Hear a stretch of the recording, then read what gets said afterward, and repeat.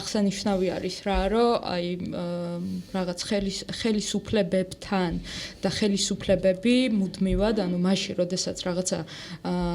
სოციალურ-ეკონომიკური პრობლემები წამოიწეოდა ხოლმე, ხელისუფლება რაღაცა ხელოვნურად ქმნიდა ხოლმე რაღაცა აი ამ ქვიარ ადამიანებისთვის დღის წესრიგს, მაგალითად ზუსტად აღარ მახსოვს წელი, მაგრამ 14-15 წელი იყო მე მგონი, როდესაც დაიწყეს როდესაც თვითონვე ხელისუფლების მხრიდან დაიწყო რაღაცა ამ გეი ქორწინების წამოწევის თემა და აქ აღსანიშნავი არის რა, რომ ანუ ქვიერთამ არასდროს არ, ანუ დღის წესრიგში არასდროს არ დამდგარა ეს გეი ქორწინების თემა. ძირითადად ანუ იმ პერიოდში რაც იყო ყველაზე მნიშვნელოვანი, ეს იყო ძალადობა, ეკონომიკური პრობლემები, დასაქმება, უსახლკარობა და ასე შემდეგ, ხო? ბულინგი და სხვა მრავალი პრობლემა. ხელისუფლებამ თვითონ წამოჭრა ეს საკითხი, ააგორა ამაზე ერთგვარი პროპაგანდა და შემდგომ წინასაარჩევნო დაპირებად თქვა, რომ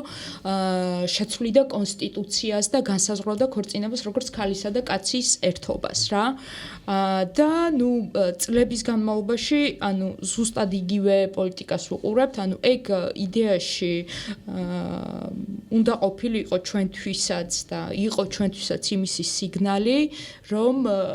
შემდგომშიც ხელისუფლება, ქართული ოცნება კონკრეტულად იმ პერიოდში აუცილებლად პრობლემების გადასაფარად და კრიზისების, თავისივე შექმნილი კრიზისების გადასაფარად გამოიყენებდა და ინსტრუმენტალიზებას გაუკეთებდა ქვიარ ადამიანებს და რასაც ხედავთ კიდეც რა, იმიტომ რომ წელსაც